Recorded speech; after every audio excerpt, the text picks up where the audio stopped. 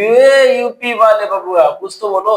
अभी तक हमने पढ़ा था यूरोप में राष्ट्रवाद, अब यूपी बबुआ अब हम पढ़े जाई कहाँ वाला, भारत का राष्ट्रवाद। तो भारत के राष्ट्रवाद में देखो ध्यान से, पहला जो क्वेश्चन है, साइमन कमीशन की रिपोर्ट से कांग्रेस क्यों असंतुष्ट थी, कांग्रेस ने किस नई नीति की घोषणा की। तो देखो ध्यान से, एकदम छोटा सा नन्हा सा मुन्ना सा आंसर बड़ा से मिल जाना।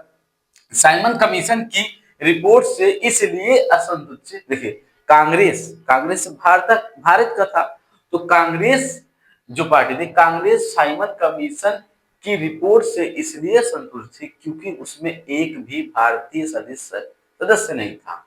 जवाब में कांग्रेस, देखो ध्यान से सिंपल बात कह रहा है, कांग्रेस साइमन कमीशन एक प्रस्ताव था जो भारत के लिए आया था।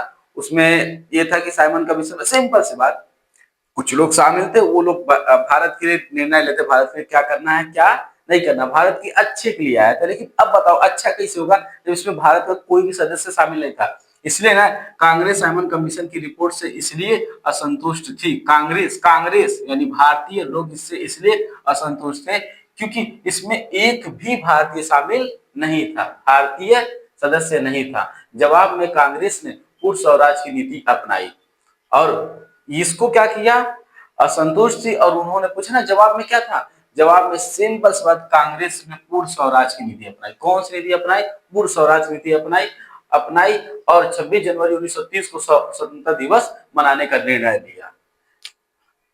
किसने, कांग्रेस ने कहा 26 जनवरी 1930 को हम स्वतंत्रता दिवस मनाने का निर्णय लेते हैं। तो नीति कौन से अपनाई, ये पूर्ण स्वराज। पूर्ण स्वराज मतलब होता है पूरी तरीके से आजादी, पूरी तरीके से स्वतंत्रता।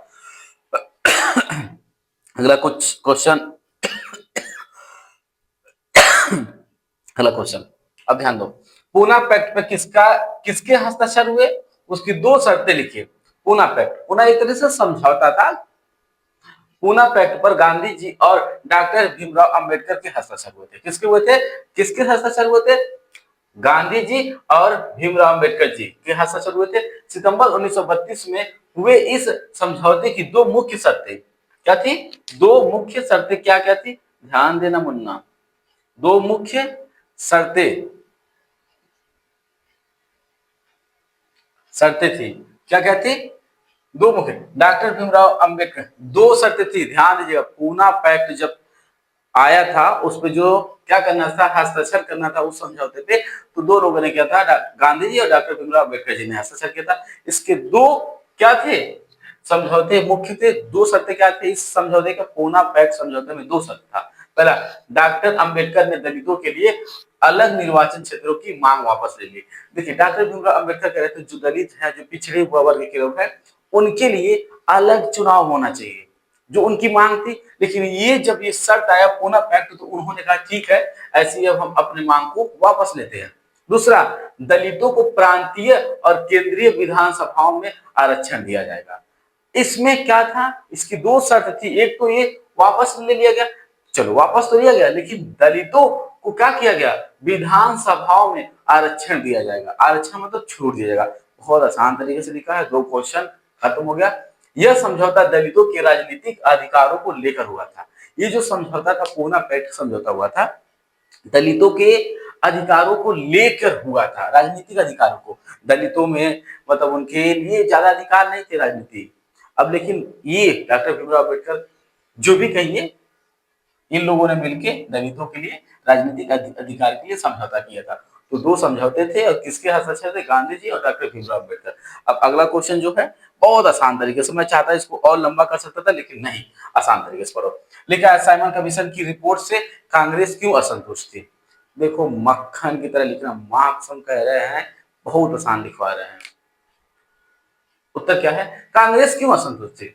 तो लिखा है साइमन कमीशन रिपोर्ट से, अभी तो बबुआ पढ़े हो, साइमन कमीशन की रिपोर्ट से कांग्रेस इसलिए असंतुष्ट थी क्योंकि उसमें एक भी भारतीय सदस्य शामिल नहीं था। अरे बबुआ, अरे यूपी वालों अभी तो पढ़े हो, एक भी सदस्य नहीं थे, उसमें एक भी भारतीय सदस्य नहीं था।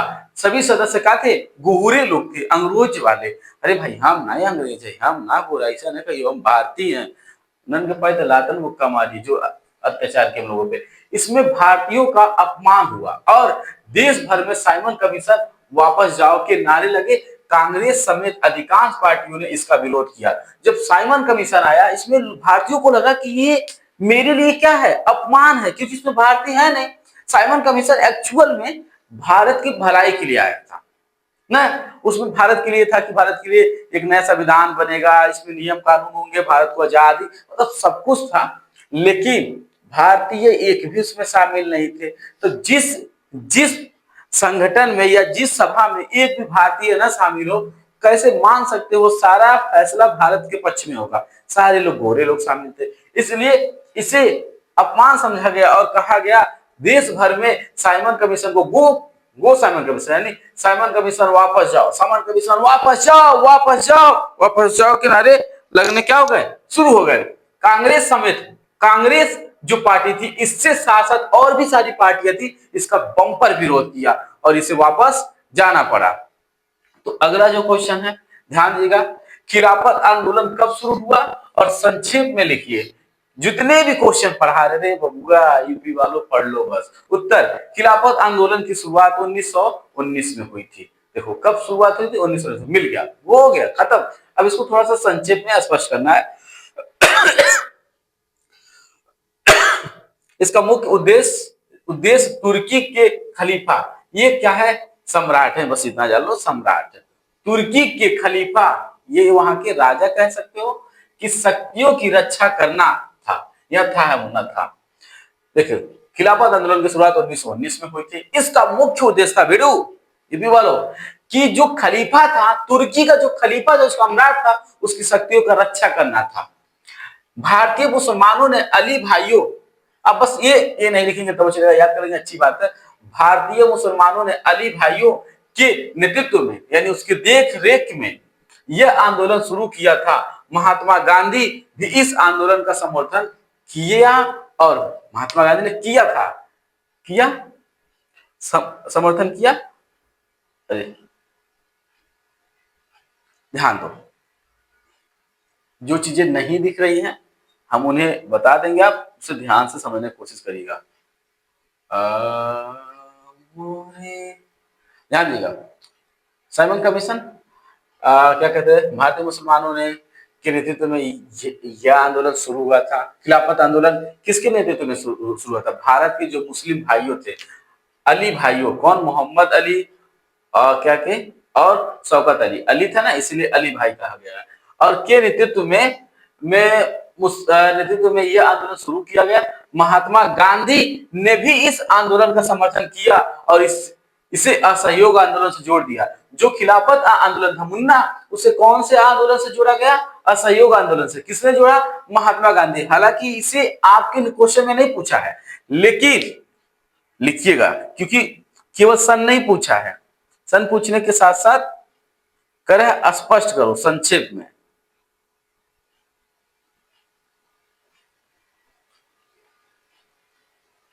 अब देखो, साइमन कमीशन का क्या उद्देश्य था, अब ये भी आपने पढ़ा, ये तो सर कितना मजा आ जाता है। साइमन कमीशन का उद्देश्य क्या था, साइमन कमीशन का मुख्य उद्देश्य था भारत सरकार अधिनियम में 1919 की समीक्षा करना, समीक्षा मतलब उसके बारे में देख रेख करना, और भारत में सुरक्षा सुधार के लिए सुझाव देना। कह रहा कि जो साइमन कमीशन का उद्देश्य, अभी भी हम बताएं साइमन कमीशन क्या होता, उसका उद्देश्य था कि भारत सरकार अधिनियम 1919 की समीक्षा करना। भारत सरकार का अधिनियम यानी भारत सरकार एक कानून है 1919 की समीक्षा करना और भारत में सुधार के लिए सुझाव देना। जो मतलब साइमन कमीशन आया इसलिए था, उसका उद्देश्य था कि भारत में जो शासन प्रणाली चल रही है उसके बारे में जांच करना, जांच करके देखना क्या सही है क्या गलत है, उसके बारे में सुझाव देना कि और बेहतर कैसे किया जा सकता है। ये साइमन कमीशन का उद्देश्य था। इसे 1927 में बनाया गया था। साइमन कमीशन कब बनाया गया था, याद रखना, 1927 में साइमन कमीशन को बनाया गया था। इस कमीशन के सभी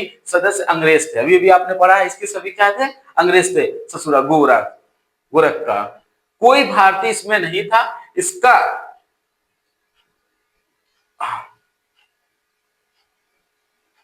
इसका काम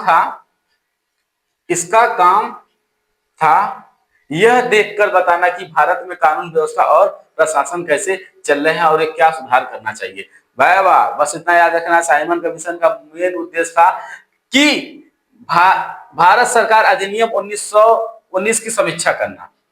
किसकी समीक्षा करना था? भारत सरकार अधिनियम 1919 की क्या करना था? समीक्षा। समीक्षा मतलब इसकी देख रेख करना, इसको जानना पहचानना, क्या सही है, समीक्षा करना, और भारत में सुधार के लिए सुझाव देना, बस इतना था।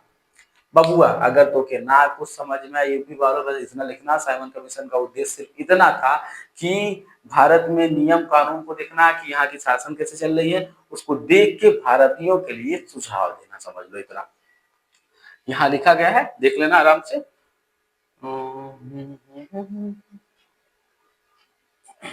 क्योंकि वो सही नहीं आ रहा था ना, पूरे क्वेश्चन सही से दिख नहीं रहे थे, इसलिए मैंने इसको चेंज कर दिया। हाँ समझौता दो मुख्य कहाँ तक हुआ था भाई? प्लीज प्लीज प्लीज ध्यान देना, इतना आसान, तुम बस लिख लोगे तब वो याद आएगा। ये भी हो गया। पांचवा खिलाफत आंदोलन हो गया, साइमन कमीशन का उद्देश्य भी मेरे मुन्ना हो गया, ये भी खत्म। स्क्रीनशॉट लेते रहना। और नोट, भारत सरकार अधिनियम था ना, तो तुम्हारे दिमाग में आया होगा कि भारत सरकार अधिनियम क्या होता है ना। भारत सरकार अधिनियम वे कानून थे जिनसे ब्रिटिश सरकार भारत की प्रशासनिक व्यवस्था संचालित करती थी। देखिए भारत सरकार अधिनियम वहां लिखा था ना, भारत सरकार अधिनियम 1919 का देख रेख करना, वो इसी का समीक्षा करना। भारत सरकार अधिनियम क्या होता है? वे कानून थे जिनसे ब्रिटिश सरकार भारत की प्रशासनिक व्यवस्था संचालित करती थी। भारत की प्रशासनिक व्यवस्था मतलब भारत में नियम कानून, सरकारी प्राइवेट, इन सारी चीजों को देख रेख और उनको सही से चलाना ही क्या कहलाता है? प्रशासनिक व्यवस्था कहलाता है। क्या कहलाता है? प्रशासनिक व्यवस्था को अगर आसान शब्दों में समझो, भारत या कहीं पे भी जो सरकारी होती है, गैर सरकारी होती है, जो कोई संस्था होता है, उसको कैसे चलाना है, कौन सा नियम कानून होगा, उसको सही से देखना, संचालित करना, क्या कहलाता है? भारत सरकार अधिनियम। ऊपर जो था इसको लिखना नहीं है, बस यहाँ लिखे थे इसको समझने के लिए, नोट भारत सरकार अधिनियम क्या होता है। अगला अभी क्वेश्चन स्टार्ट होता है, बस बस 2-3 क्वेश्चन और है मुन्ना, बस धैर्य बनाना, फिर ये खत्म हो जाएगा। सक्रिय राजनीति में भाग लेने से पूर्व गांधी ने किन किन स्थानों पर सत्याग्रह आंदोलन किए? इनके प्रारंभ करने के क्या कारण थे? सक्रिय आंदोलन हुआ, सक्रिय आंदोलन जब उन्होंने किया उससे पहले पूर्व गांधी ने किन किन स्थानों पर सत्याग्रह आंदोलन किया? चलिए देखा जाए। कि ये सारे क्वेश्चन उसी के हैं, इनमें से कोई भी आएगा समझ लेना, हम बहुत समझा चुके हैं कैसे क्या करना है, आप खुद से आप समझ सकते हैं। इतने मेरे हीरो, मेरे लाल, मेरे मुन्ना हो चुके हो सयान, ध्यान दे रहा। आज बतावा चलो उत्तर, सक्रिय राजनीति में भाग लेने से पहले गांधी जी ने अपने गुरु स्थानों पर सत्याग्रह आंदोलन चलाए, ये वाला गुरु स्थानों पर सत्याग्रह आंदोलन चलाए, जिनमें प्रमुख है गोपाल कृष्ण गोखले के कहने पर भारत भ्रमण किया इस दौरे में। ये वाली लाइन बिल्कुल मत लिखना, बिल्कुल मत लिखना, ये लाइन बिल्कुल मत लिखना मेरे मुन्ना, बिल्कुल मत लिखना। इसकी जगह पे कौन सा लाइन लिखना? सक्रिय राजनीति में आने से पहले महात्मा गांधी ने 3 प्रमुख सत्याग्रह आंदोलन चलाए, उसको मत लिखना। वो भी लिख सकते लेकिन कठिन है, मैं दिखा रहा था कि कहीं के आंसर वैसा भी लिखा है, उसको मत लिखना। सक्रिय राजनीति में देखो, एक राजनीति था, सक्रिय राजनीति में आने से पहले महात्मा गांधी ने कितने सत्याग्रह आंदोलन चलाए? प्रमुख सत्याग्रह आंदोलन चलाए गए, कौन सा था? पहला चंपारण सत्याग्रह आंदोलन, खेड़ा सत्याग्रह आंदोलन, अहमदाबाद मजदूर सत्याग्रह आंदोलन। इतना इंपॉर्टेंट है ना कि पेपर में आज देखना क्या आएगा, मजा आ जाएगा। तो महात्मा गांधी ने 3 सत्याग्रह आंदोलन चलाया था, कब? सक्रिय राजनीति में आने से पहले। तो कौन कौन सा आपने देखा? चंपारण क्या है आपको बताना होगा। चंपारण सत्याग्रह आंदोलन 1917 में हुआ था, बिहार के चंपारण में। बिहार है, बिहार में एक जगह क्या? चंपारण में। नील खेती करने वाले किसानों पर, नील की खेती करने वाले किसानों पर अंग्रेजों द्वारा जबरन नील की खेती थोपने और अत्याचार किए जा रहे थे। देखो ध्यान से, बिहार है, बिहार में क्या है? चंपारण है। अरे मुन्ना पता क्या हुआ था फिर? अंग्रेज जो थे चंपारण में जो किसान रहते थे उनको जबरन कहा जाता था कि तुम्हें नील की खेती करनी है। नील की खेती करना बाबू इतना आसान नहीं है, हाथ कट जाते हैं, ये बहुत कठिन खेती होती है। तो जबरन अंग्रेज इनसे काम करवाते थे। नील की खेती पे आप बहुत ज्यादा एक्सप्लेनेशन करेंगे तो ना आपको समझ में आएगा कि बहुत दर्दनाक थी, इनके साथ बहुत अत्याचार किया जाता था। नील की खेती करने से खेत बंजर भी हो जाते थे, बताइए, अंग्रेज जबरन करवाते थे। ससुरा बेहुदा, अरे मिला तो सुना दे। चंपारण में नील खेती करने वाले किसानों पर अंग्रेजों द्वारा जबरन नील की खेती थोपने और अत्याचार किए जा रहे थे। किसानों की मदद के लिए गांधी ने यह पहला सत्याग्रह शुरू किया। महात्मा गांधी ने पहला सत्याग्रह आंदोलन इसलिए शुरू किया, उन्होंने देखा कि चंपारण में हमारे किसान भाइयों के साथ अत्याचार हो रहा है, उनसे जबरन नील की खेती करवाया जा रहा है। तो इसलिए उन्होंने पहला सत्याग्रह आंदोलन कहां स्टार्ट किया था? चंपारण किसानों के लिए, कि ये अत्याचार हम नहीं होने देंगे। फिर खेड़ा सत्याग्रह 1918 में चला था। तो गुजरात के खेड़ा जिले में फसल खराब होने और प्लेग फैलने के कारण किसान लगान नहीं दे पा रहे थे। प्लेग एक क्या है बाबू? बीमारी है, ठीक है। करा कि सत्याग्रह गुजरात खेड़ा जिले में फसल खराब होने के बाद, गुजरात में एक कौन सा जिला है? खेड़ा जिला है। जैसे भारत है, भारत में उत्तर प्रदेश में एक जिला कौन सा है? गोरखपुर है, जहां बाबू हम रहते हैं। यूपी वालों ध्यान से समझो, ठीक है। वही तरह खेड़ा सत्याग्रह में क्या था? मतलब गुजरात के खेड़ा में, गुजरात में एक जिला था, उसका नाम क्या था? खेड़ा था, मतलब है भी। अरे बाबू मार ना दिए है, जिनमें फसल खराब हो गई। जो खेड़ा में रहने वाले किसान थे उनकी फसल मुन्ना क्या हो गई? खराब हो गई। जब फसल खराब होने पर प्लेग फैलने के कारण किसान लगा नहीं दे पाए। एक तो फसल खराब हुई, एक तो फसल खराब होने के बाद तो किसान क्या कर रहे थे? लगान दे पाएंगे रे बबुआ? नहीं दे पाएंगे। दे पाएंगे जब फसल खराब है तो पैसा नहीं है, जब फसल नहीं हुआ तो बेचेंगे नहीं तो लगान यानी टैक्स दे पाएंगे रे बबुआ? ना, नहीं दे पा रहे थे। लेकिन सरकार जबरन टैक्स वसूल रही थी। किसानों को राहत दिलाने के लिए गांधी ने सत्याग्रह आंदोलन किया। ये बारे कहते हैं महात्मा गांधी बहुत अच्छे थे। आपको जो कहानियां सुनाई जाती है, आप महात्मा गांधी के बारे में भी आप अच्छे से जाने नहीं। कभी भी महात्मा गांधी के बारे में बिना अच्छे से जाने बोलिएगा मत, आपका ये अधिकार नहीं है।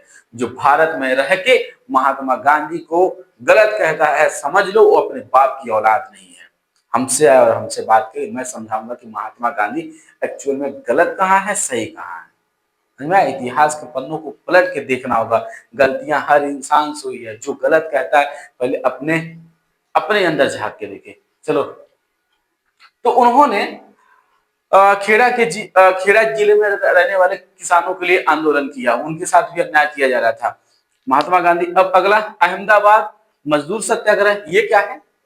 अहमदाबाद की मिलों में मजदूरों को कम मजदूरी दी जा रही थी। मजदूरों के वेतन बढ़ाने और उनके अधिकारों की रक्षा करने के लिए गांधी ने सत्याग्रह किया। अहमदाबाद में जो मजदूर थे, जो फैक्ट्रियों में काम कर रहे थे, सूती वस्त्र, ऐसे बहुत सारे सूती कपड़े वस्त्र उद्योग के काम कर रहे थे मिलों में, फैक्ट्रियों में, तो वहां पर काम ज्यादा था, लेकिन जो सैलरी थी, जो वेतन था, जो तनख्वाह था, वो बहुत कम था। उनके साथ ये भी एक अत्याचार था। तो महात्मा गांधी ने उनकी मजदूरी को लेके आवाज उठाया कि इनका वेतन कैसा होना चाहिए? ज्यादा होना चाहिए उनके काम के हिसाब से, और उनके अधिकारों को, मजदूरी, एक मजदूर का भी अधिकार होता है, जो उसका अधिकार था, उन अधिकारों के खिलाफ इन्होंने सत्याग्रह आंदोलन किया। तो महात्मा गांधी ने 3 आंदोलन किए। पहला चंपारण, दूसरा खेड़ा, तीसरा अहमदाबाद। और आपने कितना आंदोलन किया? लड़कियों तो रोज आंदोलन करती हैं, बर्तन फेंकत हुई हैं, भाई पानी फेंक रहा है छन के, मैं नहीं दूंगी पानी, ये तेरे जा। ये लड़किन का रोज आंदोलन होता है। देखिए बगिया सॉरी जलियांवाला बाग हत्याकांड पर एक संक्षिप्त टिप्पणी लिखिए। अब ये बड़ा मस्त है। देखिए जलियांवाला बाग जब मैं पढ़ता था ना, जब मैं पहली बार पढ़ा था तो मेरी आंखों से आंसू आ गए थे बाबू। ये तो यहाँ शॉर्ट में दिया है ना, सच में मेरी आंखों से आंसू आ गए थे। दिल कांप गया था मेरा, रो रहे थे। रालेट एक्ट के विरोध में एक रालेट एक्ट आया था, एक नियम आया था, एक कानून आया था, उसका नाम क्या था? रालेट एक्ट आया था भारत में, के विरोध में पंजाब के, इसका विरोध किया जा रहा था। इससे भारतीय लोग खुश नहीं थे।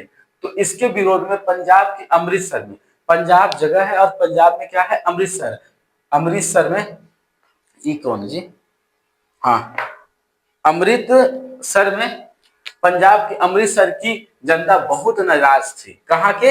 अमृतसर। पंजाब के अमृतसर की जनता क्या थी? बहुत नाराज थी, रॉलेट एक्ट को लेकर विरोध कर रही थी। सरकार ने शहर में सैनिक कानून यानी सैनिक शासन कर लिख सकते हो, अगर सैनिक कानून नहीं लिखना है तो सैनिक शासन, शासन, शासन, आई डोंट नो शासन कैसे लिखा था मुझे भैया, शासन, शासन लागू कर दिया और नियंत्रण, नियंत्रण जनरल डायर को दे दिया।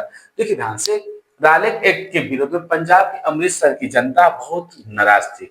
रालेट एक्ट जब आया था, पंजाब की जनता क्या कर रही थी? विरोध थी, विरोध कर रहा था रालेट एक्ट और बहुत ज्यादा नाराज थी। तो उसी बीच सरकार ने, जो उस समय की सरकार थी ब्रिटिश सरकार, उसने क्या किया? सैनिक शासन लागू कर दिया, यानी सैनिक कानून लागू कर दिया कि वहां पे जाके देखे, लागू कर दिया और नियंत्रण जनरल डायर को दे दिया। कहा? इसका जो नियंत्रण करेगा, नियंत्रण जो कार्यभार संभालेगा इसका, कि वो लोग इनके जो आंदोलन विरोध कर रहे हैं उनको संभालना, कि उनको समझाना, वो कौन करेगा? ससुरा कि जनरल डायर करेगा। कुत्ता, कुत्ता, ये जनरल डायर करेगा, ये अभी देखना को दिया जाता, दिया था 12 अप्रैल। देखो बाबू, ये डेट याद रखना, हमारे भारत इतिहास में एक बहुत बड़ा काला छाप है। 12 अप्रैल 1919 को शहर में किसी भी सार्वजनिक सभा पर रोक लगा दी गई। इस दिन को कहा गया कि भारत में कहीं पे भी, किसी भी जगह पर सार्वजनिक, इस डेट को कहा गया था कि कहीं पे भी कोई सार्वजनिक सभा नहीं लगाएगा, मतलब कहीं जाके भाषण नहीं देगा, कोई अपनी बातों को नहीं रखेगा, कहीं इकट्ठा लोगों को नहीं करेगा, रोक लगा दी गई।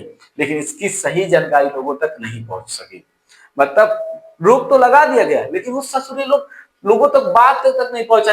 रोक लग गई, खाली थोड़ा बहुत कर दिए कि हाँ रोक लग गया, जनता तक बातों को वो लोग पहुंचा नहीं पाए। तो जनता तक बात पहुंच तो पाई नहीं, जनता को पता चला नहीं कि हम लोग सार्वजनिक सभा कर नहीं सकते हैं। अब जनता को पता था नहीं। 13 अप्रैल को बैसाखी का पर्व था। कौन सा पर्व था? बैसाखी का पर्व था। उसी दिन सरकार की नीतियों के खिलाफ जलियांवाले बाग में एक शांतिपूर्वक सभा रखी गई थी। 13 अप्रैल को बैसाखी का पर्व था, उसी दिन सरकार की नीतियों के खिलाफ जलियांवाले बाग में एक शांतिपूर्वक क्या रखी गई थी? सभा रखी गई थी। सभा चल रही थी, सभा चल रही थी मित्रों, यूपी वालों ध्यान देना, सभा चल रही थी। तभी जनरल डायर लगभग 200 भारतीय, और आपकी विद्या में लिखा होगा 200 देसी, 200 भारतीय और 50 गोरे, यानी 50 अंग्रेज सिपाहियों को लेकर बाग के एकमात्र दरवाजे पे खड़ा हो गया। और वो दरवाजे पे खड़ा होकर, यानी दरवाजे को रोक दिया, उसके बाहर कोई नहीं जा सकता, खड़ा हो गया और निहत्थे लोगों पर गोली चलाने का आदेश दे दिया। ये जनरल डायर ने गया वहां, किसी से कुछ बात नहीं किया, गेट पे खड़ा होकर दरवाजे पे उसने आदेश दे दिया, भून दिया जाए 200 लोगों को और 50 अंग्रेजों को। अरे बाबू मानोगे नहीं, छोटे छोटे बच्चे, औरत, बूढ़े, बुजुर्ग, मतलब समझ लो बुजुर्ग बूढ़े की है भाई साहब, बेगुनाहों को निहत्थे, उनके पास कुछ नहीं था, कोई बंदूक कुछ नहीं, कुछ हथियार नहीं थे, किसी को नहीं देखा गया, सबको धक धक धक धक धक धक धक धक मार दिया गया। सोच के देखो वो दिन, वो कैसा रहा होगा, वो बंजर। यार भारत देश बहुत दर्द और तकलीफों से गुजरा है, फिर भी हम अंग्रेजों की नीतियों को अपना रहे हैं, फिर भी हम अंग्रेजों के तौर तरीकों को अपना रहे हैं, वेस्टर्न कल्चर। हालांकि मैं भी अपना रहा हूं, लेकिन बहुत बुरा हो रहा है। जो लोगों ने हम पे अत्याचार किया उनकी हर तौर तरीके को अपना रहे। हालांकि हर इंसान के अंदर बुराई और अच्छाई होती है, हम अच्छाइयों को अपनाने के साथ साथ उनकी बुराइयों को भी अपना रहे हैं, ये गलत हो रहा है, बहुत ज्यादा बात पता चला। देखिए ध्यान से, 13 अप्रैल बैसाखी का पर्व था, उसी दिन सरकार की नीतियों के खिलाफ जलियांवाले बाग में एक शांतिपूर्वक हुआ। हमने कहा कितने लोग आए थे, याद रखना 200 भारतीय, यानी आप देसी भी लिख सकते हो, 200 देसी और 50 गोरे यानी अंग्रेज, 50 गोले सिपाहियों को लेकर बाघ के मात्र आपने बताया कि गोली चला दिया। करीब 10 मिनट तक लगातार गोलीबारी चलती रही, 10 मिनट तक लगातार गोलीबारी चलती रही। इसमें बहुत से लोग मारे गए और अनेक घायल हुए। इस हत्याकांड से पूरे देश में गहरा दुख और गुस्सा फैल गया। अब इसमें समझाना क्या है, आप तो समझ ही सकते हैं। मेरा अभी भी रूह काँप जाता है जब मैं सोचता हूँ, इसलिए मैं इस टॉपिक को छोड़ के आगे बढ़ रहा हूँ। ध्यान दीजिएगा।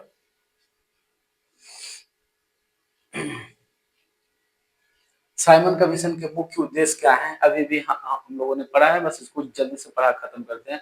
देखिए, साइमन कमीशन का मुख्य उद्देश्य था भारत सरकार अधिनियम की समीक्षा करना है। तो हो गया ना, साइमन कमीशन का मुख्य उद्देश्य। सॉरी दोस्तों, ये हो गया। मैं भी वो सोचा कि अभी ये तो हम लोग पढ़े हैं, ऐसा हो गया, जलियांवाला बाग हत्याकांड हो गया। अब 9वां, इसके बाद एक क्वेश्चन बता, प्रथम विश्व युद्ध का भारतीय समाज और अर्थव्यवस्था पर क्या प्रभाव पड़ा। ध्यान दीजिएगा, हर युद्ध होता है, अगर आपके घर में लड़ाई झगड़ा हो रहा है तो उसका कुछ ना कुछ प्रभाव पड़ेगा, या दो दो गांवों या दो आसपास के लोगों में बड़ा विवाद हो जाए तो इम्पैक्ट पड़ेगा। रोजी रोटी, आर्थिक स्थिति बिगड़ जाएगी, क्योंकि कोई जेल होगा, कोई यहाँ भागा होगा, कोई वहां भागा होगा, बहुत सारे चीज आपके वहां प्रॉब्लम क्रिएट हो जाएंगे। तो वही कह रहा है, ये तो विश्व युद्ध है, तो ये विश्व युद्ध हुआ होगा तो कितना बड़ी प्रॉब्लम हुई होगी। उन्हीं प्रॉब्लम को हमें जानना है क्या प्रभाव पड़ा। ध्यान दीजिएगा, बस समझने की कोशिश करिएगा। तो देखिए ध्यान से, ये रहा आपका प्रथम विश्व युद्ध पर भारतीय समाज व अर्थव्यवस्था पर प्रभाव। भारतीय समाज मतलब हमारे जो भारत का समाज था, वो अर्थव्यवस्था मतलब पैसों से संबंधित जो प्रॉब्लम क्रिएट हुई थी वो।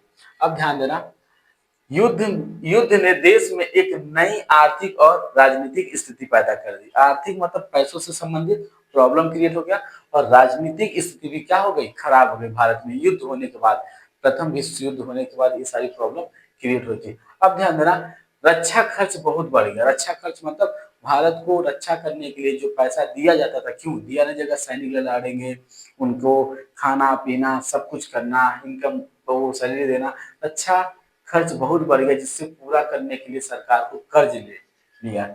सरकार को क्या लेना पड़ा, कर्ज ले लेना पड़ा। भाई इतना बड़ा युद्ध होगा तो सरकार को कर्जा तो लेना ही पड़ेगा ना। सीमा शुल्क बढ़ाया गया और पहली बार आयकर लगाया गया। पहली बार क्या लगाया गया, आयकर लगाया गया। याद करें, 1913 से 1918 के बीच जरूरी चीजों की कीमतें लगभग दोगुनी हो गई। कह रहा इस बीच में, जो इसी बीच में आपका क्या हुआ था, प्रथम विश्व युद्ध हुआ था। तो इस बीच में जो चीजें थी वो क्या हो गई थी, कीमती। अगर जो जो 100 रुपए मिलता था, वो कितने का मिलने लगा, 200 रुपए का। दोगुनी हो गई थी कीमतें, क्योंकि अब युद्ध हुआ है तो चीजें, महंगाई तो बढ़नी है, क्योंकि उस समय हर एक चीज की कमी होगी। अब लिखा है, गांवों से सिपाहियों की जबरन भर्ती की गई, जिससे ग्रामीण इलाकों में गुस्सा फैल गया। देखिए क्या हुआ, प्रथम विश्व युद्ध हुआ तो उसका प्रभाव ये हुआ था कि गाँवों में जो थे ना, युद्ध हो रहा है, उसका प्रभाव ये हो रहा है कि गाँवों में से जबरन लोगों को सिपाही में भर्ती किया जा रहा है, और गाँव के लोगों में क्या हो गई, आक्रोश की भावना पैदा हो गई। अब देखो ध्यान से, क्या है, 1918 से 1919, इसको खत्म कर देना, इसमें कुछ दिक्कत है। 1918 से 1919 और 1920 से 1921 में कई जगह फसलें खराब होने से खाद्यान्न की कमी हो गई। तो क्या हुआ, जब युद्ध हुआ तो उस समय क्या हुआ कि फसलें भी खराब हो गई। जब फसलें खराब होंगी तो क्या खाद्यान्न, खाने पीने की चीजें होंगी, वो भी कमी हो गई। और जब इसकी कमी होगी तो आप लिख सकते हो भूखमरी, भूखमरी नहीं, खाने की समस्याएं होने लगी। इसलिए युद्ध आप न करिए।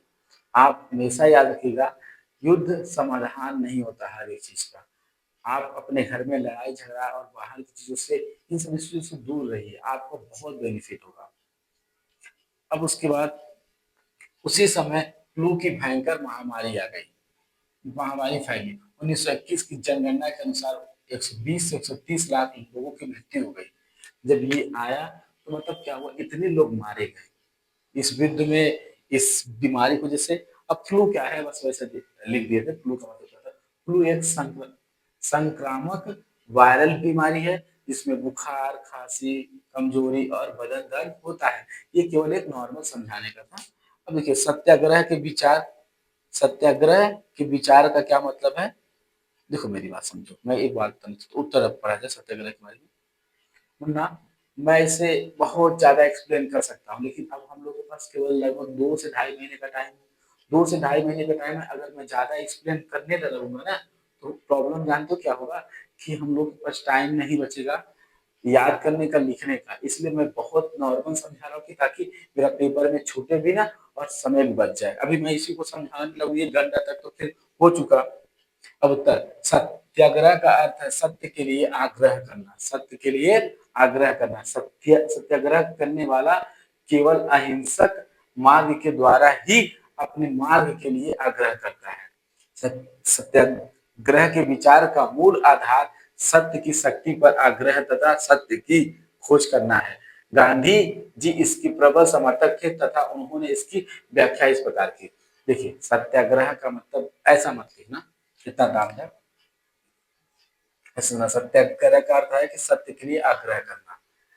सत्याग्रह का होता है कि सत्य का आग्रह करना, और इसमें आप हिंसक न बने, मार पीट न करें, प्रेम व्यवहार से सत्य के रास्ते पे चले। ठीक है, तो इन और इस सत्याग्रह के क्या थे, ये समर्थक थे कौन? महात्मा गांधी। बस इतना लिखिएगा। अब आगे पहला, अगर अगर आपका उद्देश्य सच्चा है, महात्मा गांधी कह रहे हैं कि अगर आपका उद्देश्य क्या है, सच्चा है, तो ये क्या है, मेरी बात समझिएगा समझिएगा। उन्होंने इसकी व्याख्या इस प्रकार की, महात्मा गांधी ने सत्याग्रह को क्या कहा कि सत्याग्रह का मतलब क्या होता है उसे अब समझा रहे हैं। ये करें, अगर आपका उद्देश्य सच्चा है, यदि आपका संघर्ष अन्याय के खिलाफ है, महात्मा गांधी कह रहे हैं यदि आपका उद्देश्य सच्चा है, यदि आपका संघर्ष न्याय के खिलाफ है, तो उत्पीड़क से मुकाबला करने के लिए आपको किसी शारीरिक बल की आवश्यकता नहीं होगी, यानी आपको मारने पीटने की जरूरत नहीं होगी। आप कानूनी तौर से जो आपको परेशान कर रहा है उसको वहां तक पहुंचा सकते हैं जहां तक आपको पहुंचाना उसे उद्देश्य होगा, ये कह रहे हैं। लेकिन आपका उद्देश्य सच्चा हो तो आप गलत ना हो, प्रतिशोध की भावना यानी बदले की भावना या आक्रामकता का सहारा लिए बिना सत्याग्रही केवल अहिंसा के सहारे भी अपने संघर्ष में सफल हो सकता है। अहिंसा मतलब मारपीट नहीं करना, झगड़ा नहीं करना, ऐसा।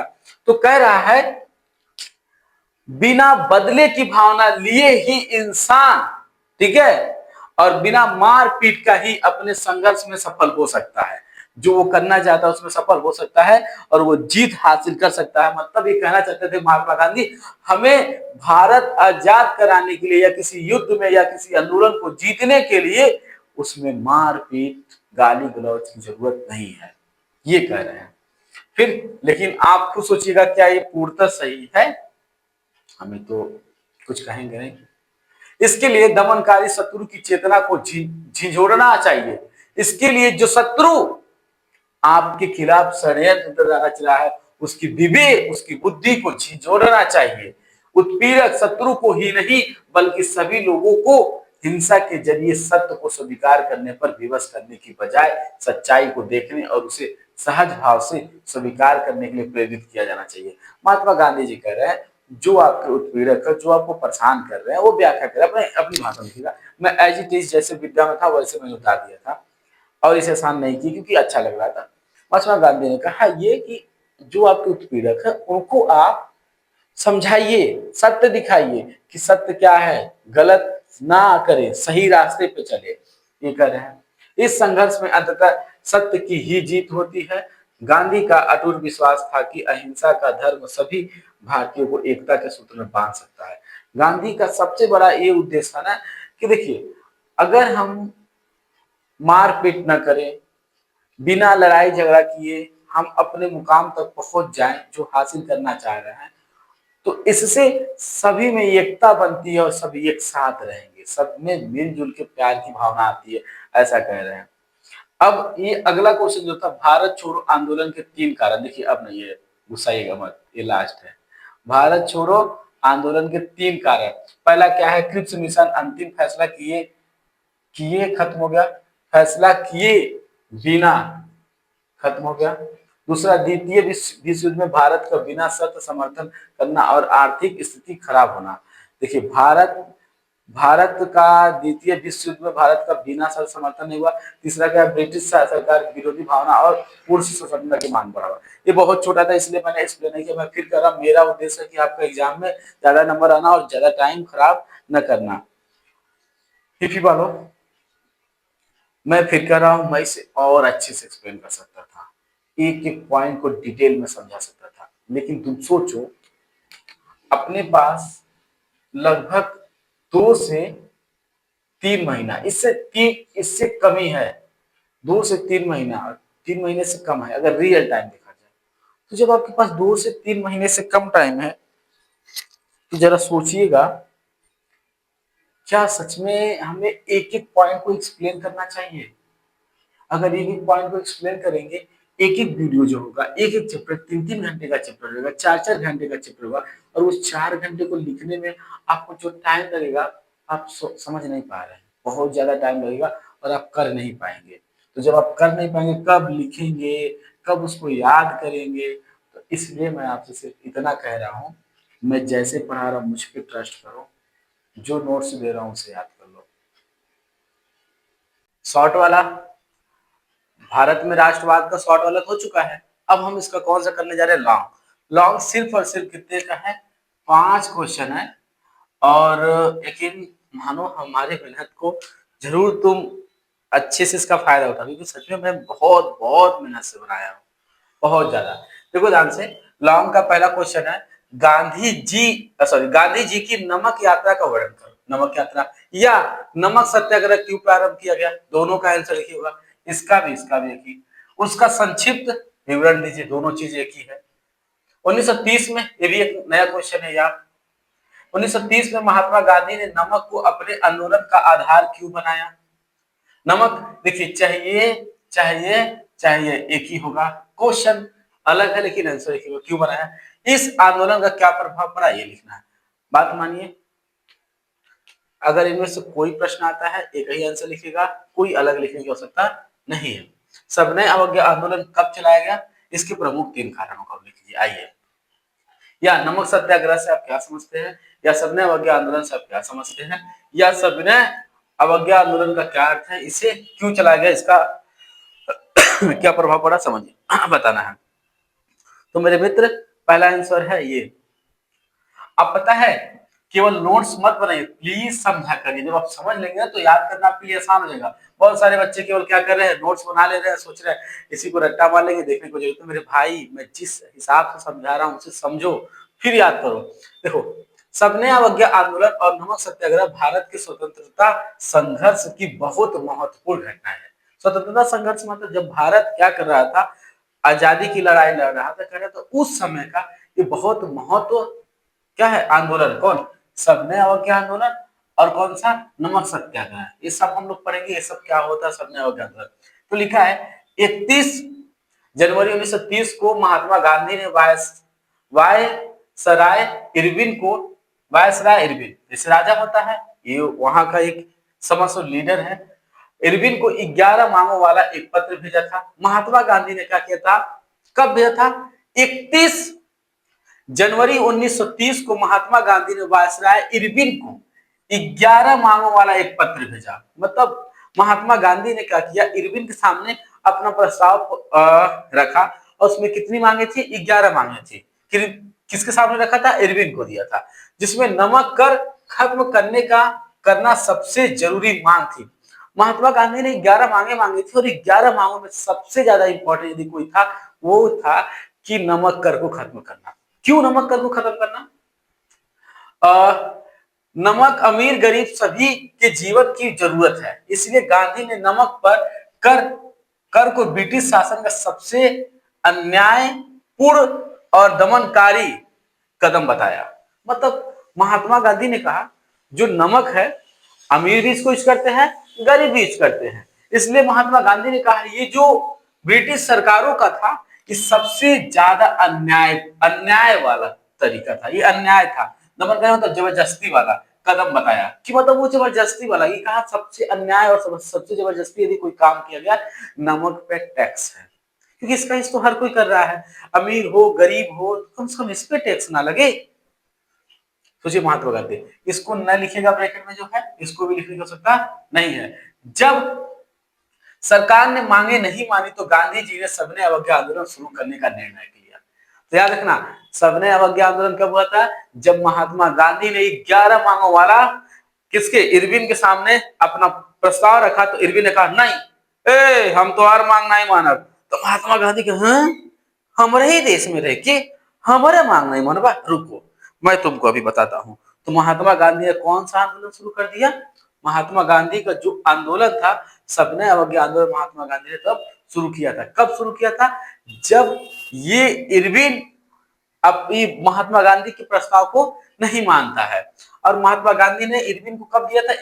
31 जनवरी 1930 को महात्मा गांधी ने इरविन को 11 मांग वाला पत्र दिया। उसके बाद कहानी आगे बढ़ती है। भैया सबने अवज्ञा आंदोलन अब शुरू होने जा रहा है।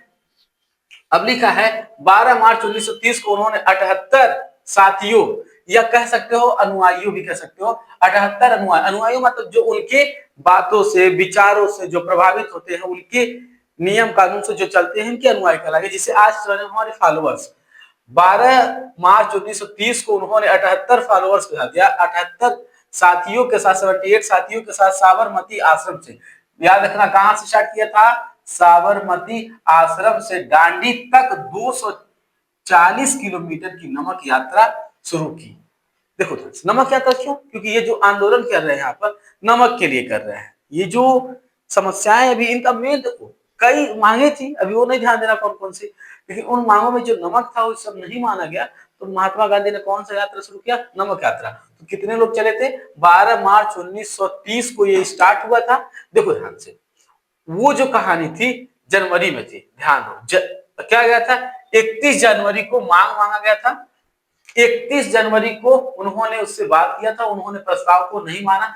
अब जनवरी के बाद फरवरी, फिर मार्च, कह सकते हो 2 महीने के बाद उन्होंने स्टार्ट कर दिया ये वाला क्या कहते हैं, नमक यात्रा। तो कितने? 12 मार्च 1930 को उन्होंने 78 साथियों के साथ साबरमती आश्रम से, कहां से? साबरमती आश्रम से दांडी तक, ये जगह का नाम है, साबरमती से कहा गया दांडी तक, गुजरात में है, तक 240 किलोमीटर की नमक यात्रा शुरू की। रास्ते में हजारों लोग उनसे जुड़ते गए।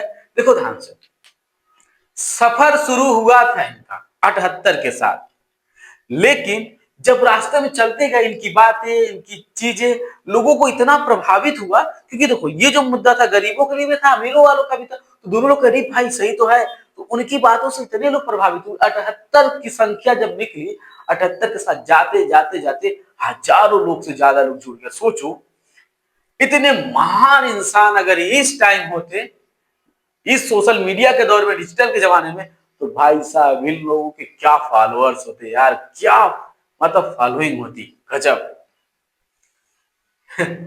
सुनिए अब कहानी आगे बढ़ी, जुड़ते गए। 6 अप्रैल 1930 को निकले, कब थे?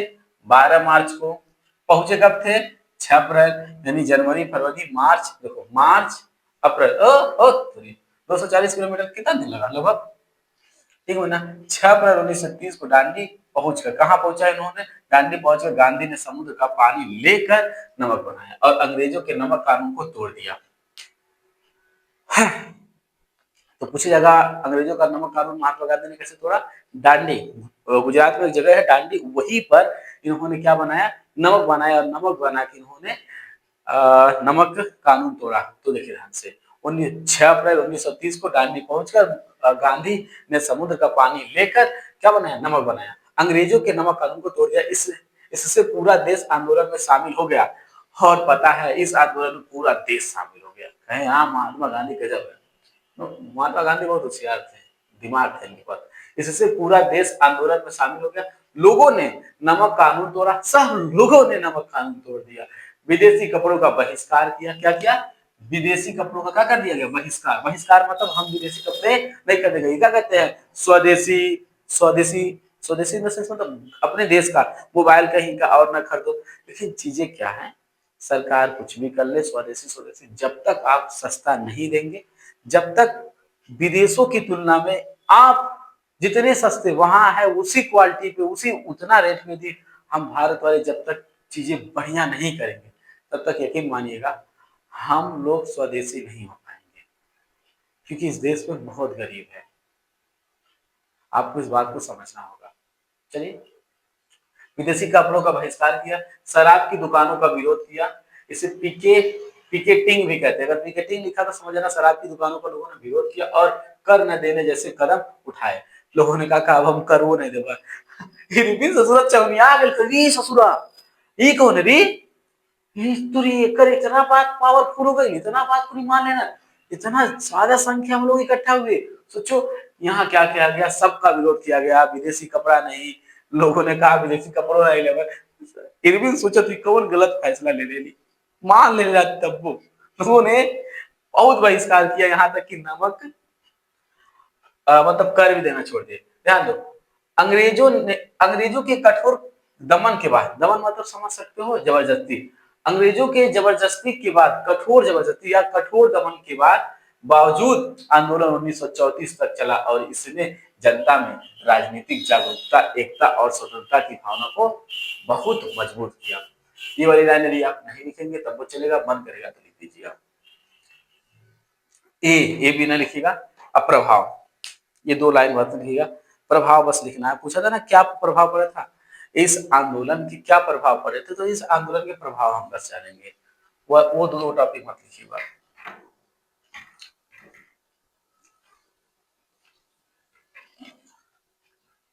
देखिए प्रभाव, सबने अवज्ञा आंदोलन के दौरान लोगों ने, वो कौन सा आंदोलन शुरू हुआ था जब 11 मांगे नहीं माना गया, इरविन ने जब नहीं माना तो महात्मा गांधी ने कौन सा आंदोलन शुरू किया, सबने अवज्ञा। सबने अवज्ञा आंदोलन के दौरान लोगों का ब्रिटिश शासन से विश्वास जाता रहा। मतलब जब ये आंदोलन शुरू हुआ, सबने अवज्ञा आंदोलन, लोगों ने ब्रिटिश शासन जो जो अंग्रेजों की शासन थे उस पर से विश्वास खत्म कर दिए।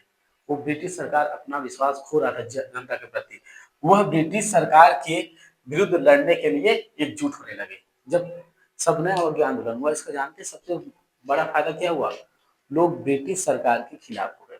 जब ब्रिटिश सरकार के खिलाफ हुए तो लोग सारे लोग एक साथ हो गए। जब सारे लोग एक साथ हुए तो लड़ना शुरू कर दिए उनके लिए, उनके विरुद्ध। दूसरा पॉइंट गायब है, इसको पहला, इसको दूसरा, इसको तीसरा, इसको चौथा बना लेना। गरीब किसान और महिलाएं भी आंदोलन से जुड़ गई।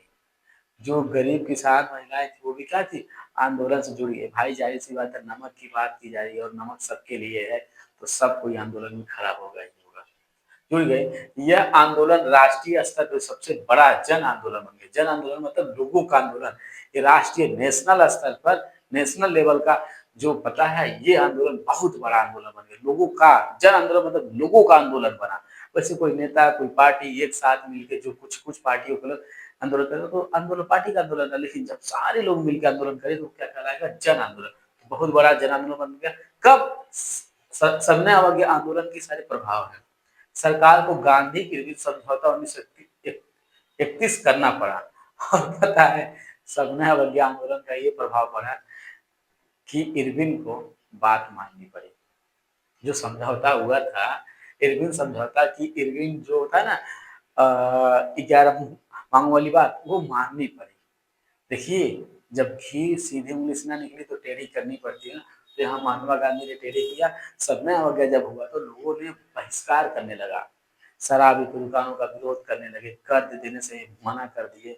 तो भाई जाहिर सी बात मामला बिगड़ने वाला ही था। अब एक है, छठवां है स्वराज। स्वराज की मांग और तेज हुई, स्वतंत्रता की राह महत्वपूर्ण, ये नहीं। अब ये क्या हुआ, स्वराज मतलब पूर्ण स्वतंत्रता, पूर्ण स्वतंत्रता की मांग क्या हो गई, तेज। इसी में लिपटा गए अंग्रेज। अब पता है भारतवासी ने कहा मुझे पूर्ण स्वतंत्रता चाहिए, स्वराज की मांग, हर के आजादी, आजादी क्या लोगे, आजादी क्या करोगे, आजादी मतलब हर जगह ये गूंज होने लगी कि हमको क्या चाहिए, आजादी। इस तरीके से यह क्वेश्चन आपके लिए यही समापन करता है, ये लाइन। अब अगला जो क्वेश्चन है ध्यान दीजिएगा,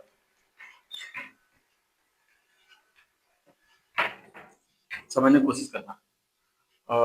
अगला क्वेश्चन है, भारत में राष्ट्रवाद के उदय के प्रमुख कारण क्या थे, या भारतीय राष्ट्रवाद के उदय के 3 कारणों को लिखिए, या ये आया हुआ है बता रहा 20 और 24 में, या भारत में राष्ट्रवाद के उदय के कारणों का उल्लेख कीजिए, भारत में राष्ट्रवाद के उदय के कारण की व्याख्या करिए। केवल कारण, अगर ये प्रश्न आएगा तो क्यों राष्ट्रवाद का उदय हुआ था ये लिखना सिर्फ, या राष्ट्रवाद क्या है, भारत में राष्ट्रवाद या सामूहिक अपनेपन के प्रभाव यहाँ रहेगा, प्रभाव का उदय किस प्रकार हुआ, भारत में राष्ट्रवाद के उदय के क्या कारण है। सारी बातें का आंसर एक ही होगा। बात मानना, मैंने ऐसा लिखा है ना, जैसे विद्या में लिखा होगा तो थोड़ा गड़बड़ लिखा रहता है। मैंने क्या किया है, ऐसा लिखा कि सारे प्रश्नों का उत्तर एक ही रहे और ज्यादा बड़ा न रहे, केवल मैक्सिमम 60। यहाँ से उत्तर है आपका, उत्तर है राष्ट्रवाद वह भावना जब लोग महसूस करते हैं कि वे एक ही देश के हैं, उनकी पहचान, संस्कृति और हित एक जैसे हैं। भारत में यह भावना धीरे धीरे कई कारणों से बढ़ी। देखिए, हमने ये लिखा है, आप ये लिख सकते हैं या फिर ऐसे लिख सकते हैं, राष्ट्रवाद वह भावना है जब देश के लोग यह सोचने लगे ये देश मेरा है, देश की भाषा अपनी है, अपनी भाषा से लोग प्रेम करने लगे, अपनी संस्कृति से प्रेम करने लगे, और सब में विश्वास है कि भाईचारा ज्यादा जरूरी है, हमें सब में एकता होनी चाहिए। ये भावना जो होती है वो क्या होता है, भाईचारा, सॉरी राष्ट्रवाद। राष्ट्रवाद तो क्या होता है, जब देश के लोग अपने देश को अपना मानने लगे, उस देश में अपनी संस्कृति को से प्यार करने लगे और अपनी भाषा से प्रेम करना शुरू कर दे, और भाईचारा की भावना जब सबके अंदर आने लगती है, यही राष्ट्रवाद है। अब राष्ट्रवाद बढ़ने के कारण क्या है, धीरे धीरे इन कई कारणों से बढ़ी। अब ध्यान दीजिएगा, जब धीरे धीरे कभी भी कुछ भी अगर होता है, देखना, अगर कोई एक रिश्ता खराब होता है, अचानक नहीं खराब होता है, धीरे धीरे धीरे देखना वो रिश्ता खराब होता है। छोटी छोटी बातों को कुछ वो बात इग्नोर करेगा, कुछ वो बात इग्नोर करेगा, ऐसे करते करते करते उसके मन में कुछ और चलेगा, उसके मन में कुछ और चलेगा, ऐसे करते करते रिश्ता खत्म हो जाता है। और इंटरेस्टिंग बात मैं बता दूं, सबसे बड़ी बात है, जब कोई रिश्ता खत्म होता है या जब किसी के रिश्ते में दरार आती है, दोनों पहलू ये सोचता है वो गलत है, वो सोचता है वो गलत है। तो मुझे समझ नहीं आता, जब दोनों लोग ये सोचते हैं वो गलत है वो गलत है, जानते इसका सॉल्यूशन क्या है, आपस में बैठ के बात कर लेना ही सॉल्यूशन है। आगे आपने समझा क्या, क्यों ऐसा हुआ। भारत माता की छवि और वंदे मातरम, बंकिम चंद्र का वंदे मातरम गीत और रविंद्रनाथ, रविंद्र नहीं सॉरी रविंद्र रविंद्रनाथ टैगोर की, यहाँ रविंद्रनाथ टैगोर की भारत माता की तस्वीर ने भारतीयों के दिलों में देशभक्ति और त्याग की भावना जगा दी। इस देखो अभी, अच्छा सॉरी सॉरी पहला नहीं बताए थे, अंग्रेजों की कड़ी नीतियां और संयुक्त संघर्ष और अंग्रेजों की भारी कर। देखिए, अंग्रेजों की कड़ी नीति जो थी, नियम कानून, ये मत लिखना, अंग्रेजों की भारी कर, अन्याय, शोषण से लोग परेशान हुए, सबने मिलकर विरोध किया, जिससे हम एक हैं की भावना मजबूत हुई। पहले वाले में लिखना, अंग्रेजों की जो कठोर नीति थी, जैसे लिखना, जो अंग्रेजों की कठोर नीति थी और उनका जो लोगों के प्रति अन्याय था और जो शोषण किया जा रहा था, शोषण मतलब आप मजदूरी कर रहे हैं 8 घंटा और उसका मिलना चाहिए आपको 500, मिल रहा 200, ये आपका क्या है, शोषण है। तो उन्होंने जो शोषण किया और जो लोग उससे इतना ज्यादा परेशान हो गए, परेशान होने के बाद हुआ जान, तो सब लोगों ने उसका विरोध करना शुरू किया। इससे लोगों को लगा कि हम एक हैं, हम एक है की भावना मजबूत हुई। ये रहा पहला पॉइंट। दूसरा पॉइंट देखिए, भारत माता की छवि, लोगों के अंदर भारत माता की जो छवि आई, भारत को सिर्फ भारत हमने नहीं कहा, हमने कहा भारत हमारा देश है और भारत हमारी क्या है, माता। और ये माता शब्द जब लोगों ने प्रयोग करना शुरू किया तो लोगों के अंदर से एक अलग भावना आई, ममतत्व मतलब माता वाला प्रेम आने लगा कि भारत मेरी माता है और भारत माँ के साथ अगर कोई खिलवाड़ करता है तो हम उसके चिथड़े चिथड़े उड़ा देंगे। लोगों के अंदर ऐसी भावना जागृत होने लगी, मतलब इमोशनल हो गए। वंदे मातरम, ये वंदे मातरम और वंदे मातरम आपको पता है बंकिम चंद्र चटर्जी का वंदे मातरम गीत, वंदे मातरम जो गीत था ये देश के प्रति और प्रेम कट भरा। सब कोई देखिए, जब आप दर्द में रहे और दर्द वाला गाना सुने ना तो बहुत ज्यादा तकलीफ होता है। एक बात बता दें, शादियों का सीजन चल रहा है, किसी का घर बन रहा होगा तो किसी का घर उजड़ रहा होगा। समझ रहे हो, शादियों का सीजन चल रहा है, किसी का घर बन रहा होगा तो किसी का घर उजड़ रहा होगा। इस दौर में एक बात याद रखना, अगर तुम्हारे साथ कुछ ऐसा हुआ हो तो एक गलती कभी मत करना, अकेले रहना छोड़ देना। और कोशिश ये करना कि एक बार भी सैड गाना मत सुनना। जितना सैड गाना सुनोगे ये तुम्हारे दर्द को कुरेदेगा, तुम्हें और जख्मी करेगा, तुम्हें और रुलाएगा। और जितना तुम ऐसा काम करोगे उतना रोगे।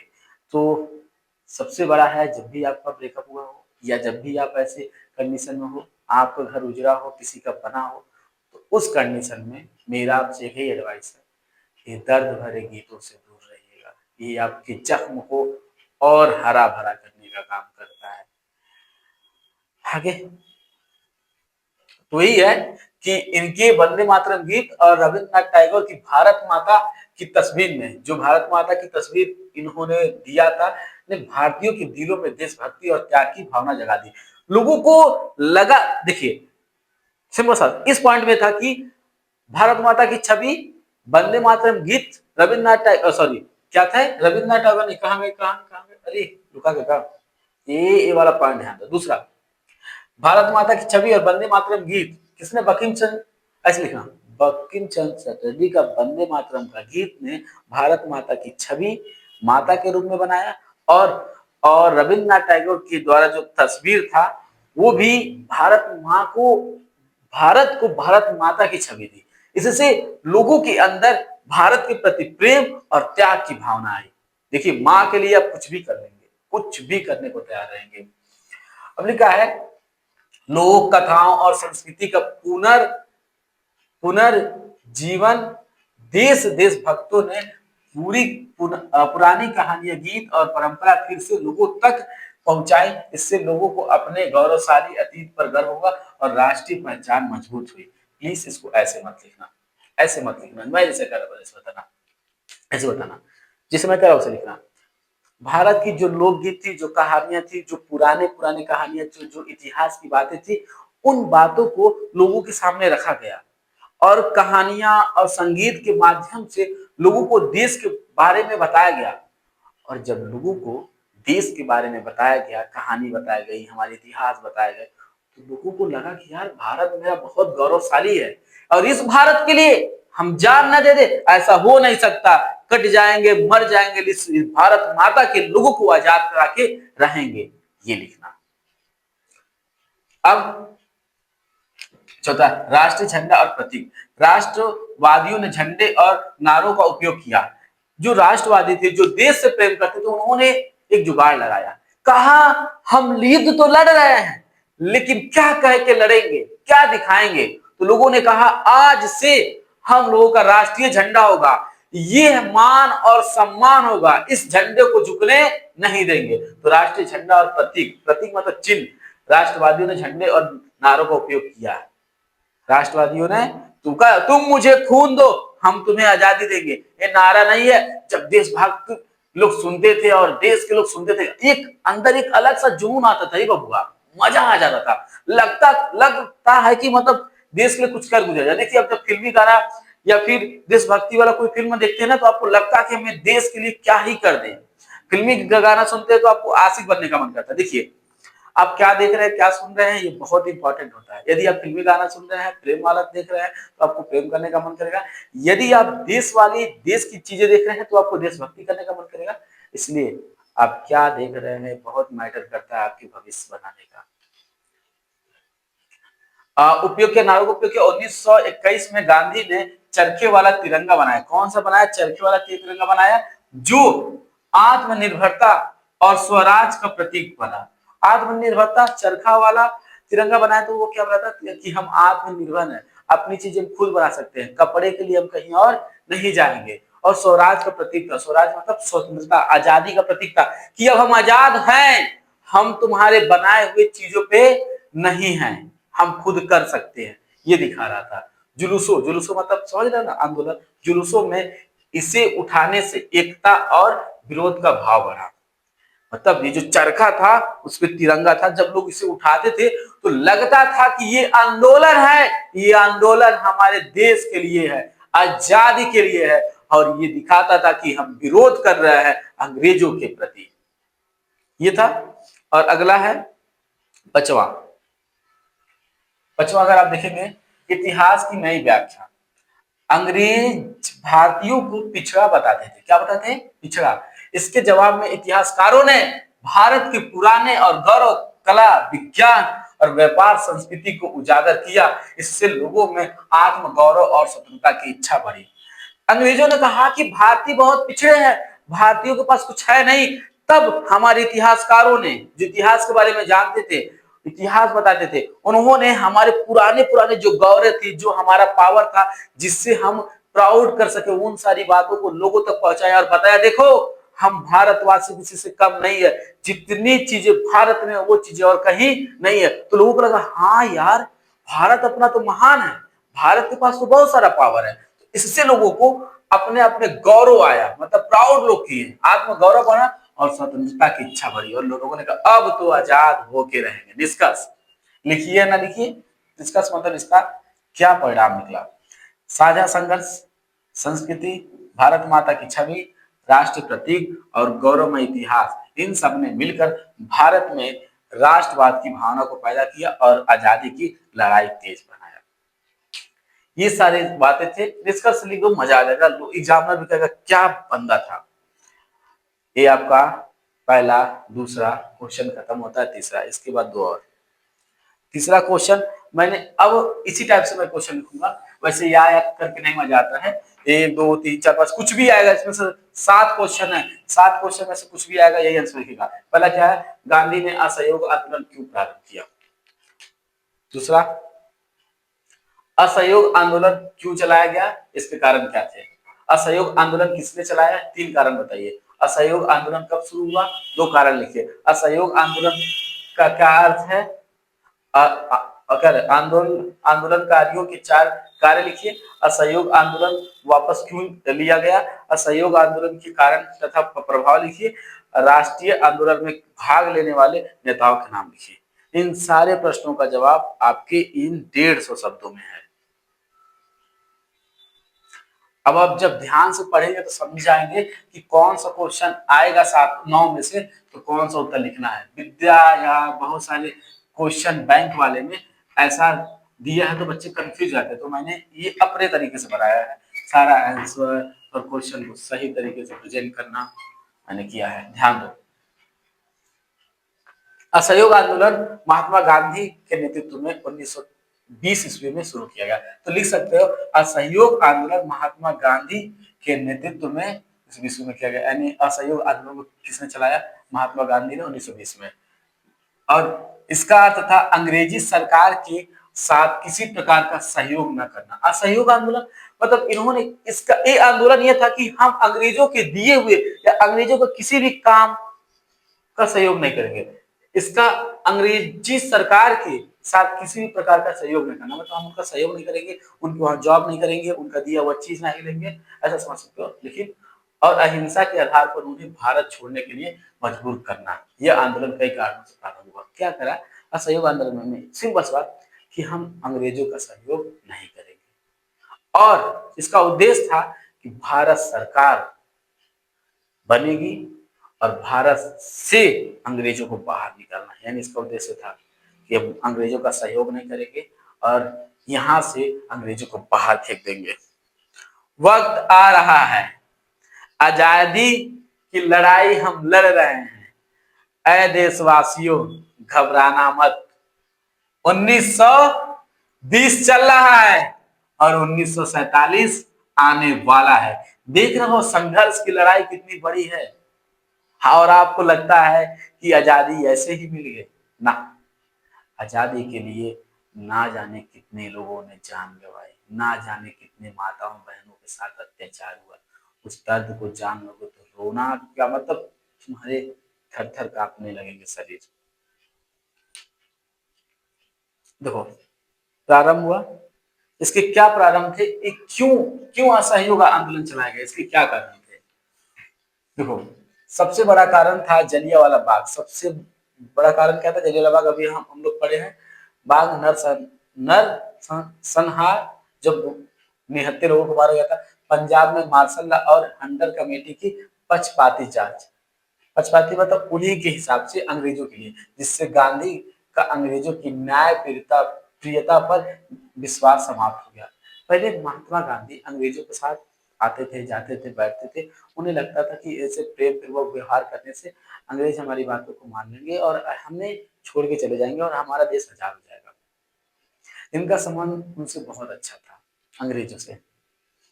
लेकिन कुछ कांड ऐसे हुए जो जो नाम लिया गया, मेंशन किया गया, इससे महात्मा गांधी को अब विश्वास खत्म हो गया। उन्हें लगा अब ये अंग्रेज हमारे साथ न्याय नहीं अन्याय ही करेंगे। तो इससे महात्मा गांधी का विश्वास इन सारी बातों से टूटा, समाप्त हो गया। इसके अतिरिक्त ये कारण था कि महात्मा मतलब असहयोग आंदोलन चला।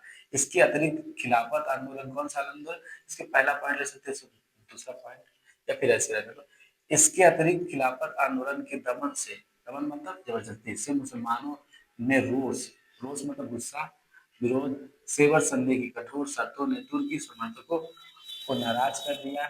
देश में बढ़ते असंतोष तथा कांग्रेस में गर्मपंथियों के प्रभाव ने भी असहयोग आंदोलन के लिए माहौल बनाया। असहयोग आंदोलन का एक कारण यह है कि इसके अतिरिक्त खिलाफत आंदोलन के दमन से, मुसलमानों में खिलाफत आंदोलन चला था तो उनका मुसलमानों का दमन से रोष हुआ। मुसलमान भी अब खिलाफत जब आंदोलन हुआ था इससे मुसलमान भी रूठ गए थे अंग्रेजों से। सेवर संधि, प्रसिद्ध है सेवर संधि की कठोर शर्तों ने, सेवर समझौता आया था, उस शर्त थे जिससे तुर्की समर्थकों को नाराज कर दिया। देख रहे हो अंग्रेज अब धीरे धीरे, अंग्रेजों से मुस्लिम भी नाराज हो रहे हैं, तुर्की लोग भी नाराज हो रहे हैं, सारे वर्ग के लोग अब चाहे कोई धर्म हो, देश में बढ़ते असंतोष। देश में क्या बढ़ा, देश में बढ़ते असंतोष, कांग्रेस में गर्मपंथी, गर्मपंथी मतलब, गर्मपंथियों का मतलब होता है वे लोग जो उग्र विचार के थे, जिनका मानना था कि हमें आजादी प्रेम से नहीं मिलेगी, लड़ाई झगड़े से मिलेगी, जो इस विचार के थे उन्हें क्या कहते हैं, गर्मपंथियों के प्रभाव ने भी असहयोग आंदोलन के लिए माहौल तैयार किया। अगर तुम कुछ ना लिखो तो लिख दो, ऐसे लिखना नहीं, ये तो मेंशन कर ही देना अगर मन करे तो, क्योंकि ये इंपॉर्टेंट है कि और भी क्या थे, खिलाफत आंदोलन के दमन से मुसलमान क्या हो गए, अंग्रेजों से रोष मतलब क्रोध हो गए, नाराज हुए। सेवर संधि से तुर्की तुर्कियों भी नाराज हो गए। देश में बढ़ते असंतोष और कांग्रेस कांग्रेस में गर्भपत्ति के प्रभाव ने भी आंदोलन के लिए माहौल तैयार किया।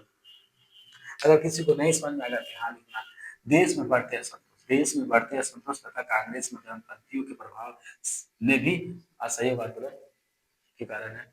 असहयोग असहयोग आंदोलन के मुख्य कार्य क्या क्या थे, ये क्या करता, सरकारी पद और खिताब त्यागना। सरकारी पद, जो सरकारी पद पे जो अंग्रेज लोग, जो अंग्रेजों के वहां जो काम करते थे उसे त्यागना, और जो उनके द्वारा अवार्ड मिलना उनको त्याग देना। स्कूल कॉलेज का बहिष्कार करना, उनके स्कूल में जाकर नहीं पढ़ेंगे। अदालत, विदेशी वस्तु और सेना भर्ती का बहिष्कार करना कि हम उनके वहां सेना में भर्ती न आएंगे, अदालतों में उनके नियम कानून पर हमें विश्वास नहीं होगा, सब त्याग करना। स्वदेशी और राष्ट्रीय शिक्षा का प्रसार करना। स्वदेशी मतलब हम अपने बने हुए चीजों को प्रयोग करेंगे, अंग्रेजों का बना हुआ चीज का यूज नहीं करेंगे।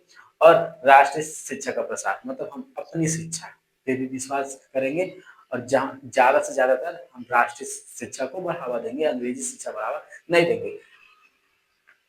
देखिए, इस आंदोलन में छात्रों, शिक्षकों व जनता ने बड़े पैमाने पर भाग लिया।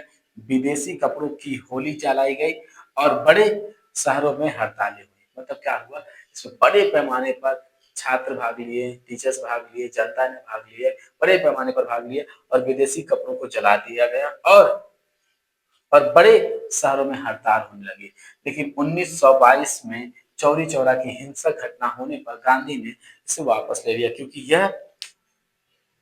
यह क्या था, हिंसक घटना होने पर गांधी ने इसे वापस ले लिया क्योंकि यह अहिंसा के सिद्धांत पर था। देखिए, असहयोग आंदोलन बहुत अच्छे से चल रहा था, लोग विरोध कर रहे थे, एकजुटता थी, अंग्रेज डर गए, डरने लगे थे। तभी भारतवासी इतने उग्र हो गए, जो चौरी चौरा कांड जो गोरखपुर में है, चौरी चौरा, ये चौरी चौरा में क्या हुआ था, स्टेशन को जला दिया गया था और स्टेशन में बहुत सारे पुलिस वालों को जिंदा फूंक दिया गया था। इतना भारतवासी उग्र हो गए थे, अंग्रेजों को फूंक दिया गया था। तो महात्मा गांधी का ये जो आंदोलन था वो ये कह रहे थे बिना लड़ाई झगड़े से हम जीतेंगे, ठीक है। और ये जो चीजें थी ये हिंसा था, और हिंसा से ये आंदोलन नहीं करना चाहते थे। जब ये आंदोलन हिंसा पूर्वक होने लगी तो महात्मा गांधी ने इस आंदोलन को वापस ले लिया। कहा ये आंदोलन अब यही स्थगित करना पड़ेगा, क्योंकि ये मेरे बनाए गए नीति कानून पे नहीं चल रहा है। महात्मा गांधी ने 1922 में क्या ले लिया, असहयोग आंदोलन वापस कर दिया। कहा नहीं।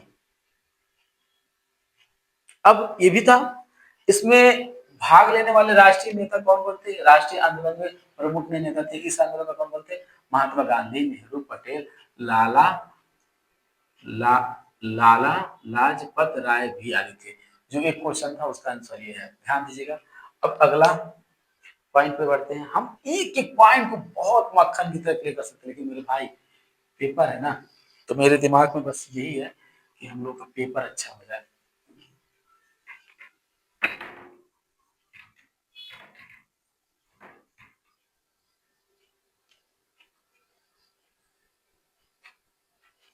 देखो 35 मिनट का वीडियो हो गया, अभी मैं देख के आ रहा हूँ।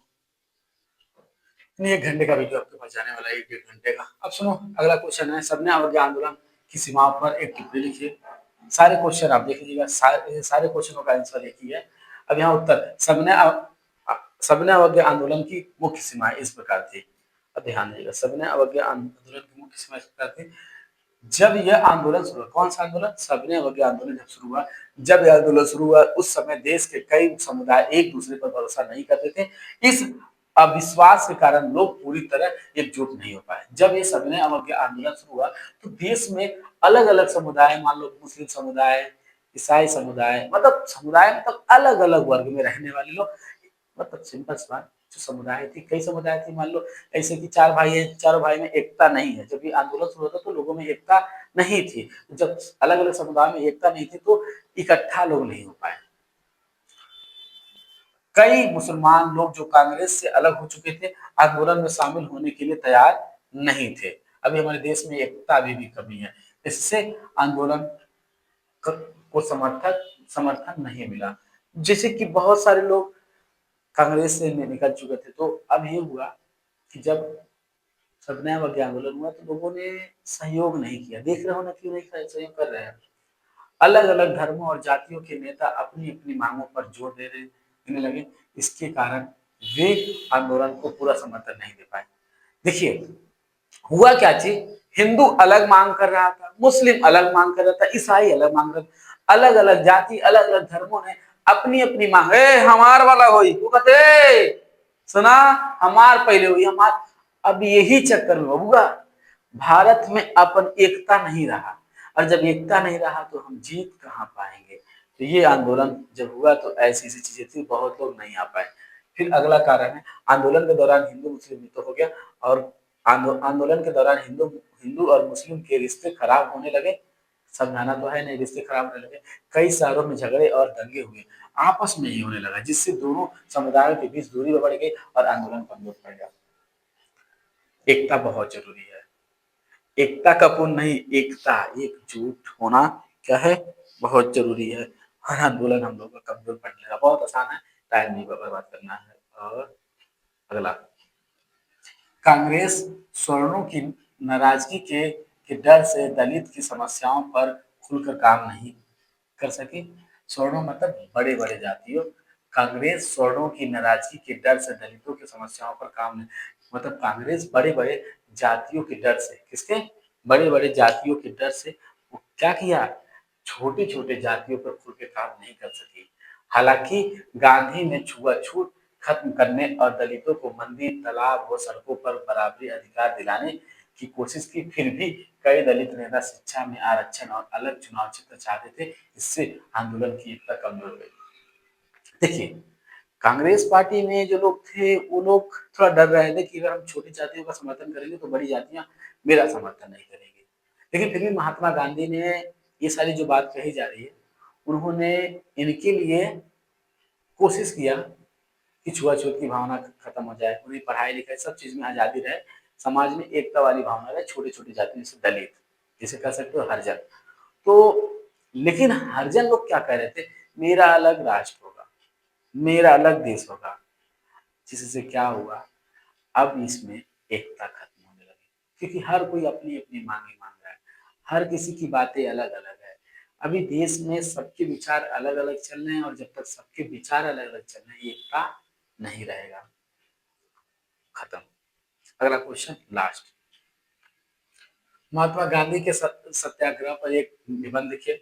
भारत के स्वतंत्रता संघर्ष में गांधी के योगदान को मूल्यांकन कीजिए। की बात होगा, भारत छोड़ो आंदोलन पर एक संक्षिप्त टिप्पणी लिखिए।